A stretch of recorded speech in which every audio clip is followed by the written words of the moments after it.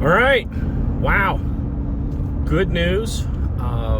Right now I'm on my way up to Flagstaff from Phoenix, but good news is I have confirmed dates again to head to Louisiana in hopes of possibly being the person or group of people to prove the Ivory-Billed Woodpecker actually still exists. I'll be in the swamps of Louisiana for 7 days straight.